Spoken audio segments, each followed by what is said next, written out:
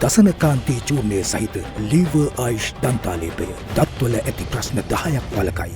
The external and internal challenges we face provide an opportunity for implementing political, social, and economic reform that will lead to recovery and prosperity for our people. Sri Lanka believes that this is the moment to realize our collective vision for the future, an opportunity to build a more just, sustainable, and prosperous future for all Sri Lankans, to build back better. We look forward to the cooperation and support of the international community, including the United Nations, as we embark on this journey. Following prolonged social unrest and protests in the country, President Ranil Wickremesinghe, in his maiden speech in Parliament last month, stated, I quote, "I will implement social and political reforms requested by the nation." Unquote. These measures include a review of the present procedures, the strengthening of the institutional framework of democratic governance, and adoption of urgent measures to restore long-term economic stability. We have understood that this will only be possible if we engage in a strict adherence to fiscal discipline and far-reaching economic and institutional reforms. We are committed to that process.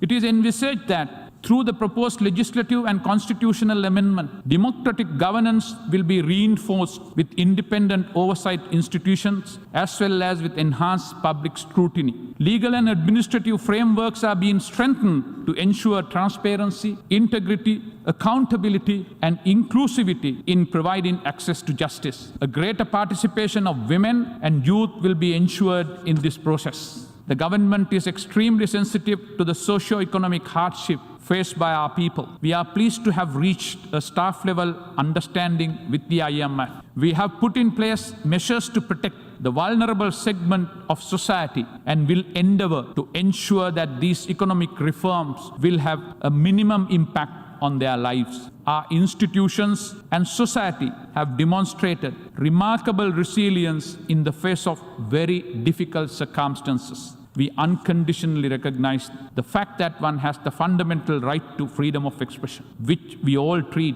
as sacrosanct.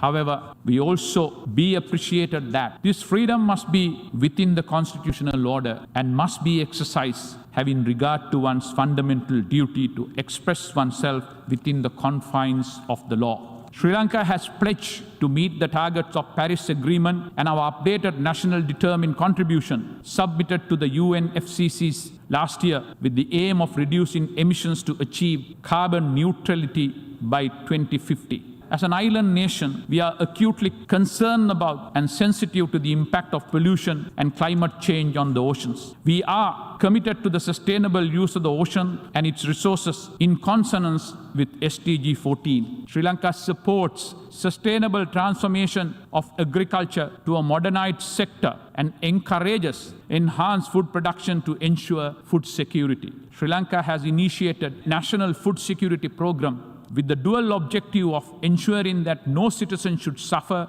for the want of food and no child should be a victim of malnutrition. Despite severe challenges, we will endeavor to maintain the significant progress we have made towards achieving 2030 agenda on sustainable development. We recognize that investment in human capital is an indispensable essential for the future of our country. It is no surprise Sri Lanka is ranked in the high human development category, occupying rank 73 out of 191 countries globally and is the highest in the region. We have a charter and a formidable body of international law, inclusive of our supreme law, the Constitution of the Republic, and other local statutes. We are acutely conscious of the fact that notwithstanding all these sophistications, multi-pronged challenges remain. The government of Sri Lanka is committed to overcome these challenges. It is to that commitment that Sri Lanka pledges today, in the sincere hope that we will exploit the crisis that is at hand, build back better, leaving no one behind, and rise to new horizons of freedom and progress.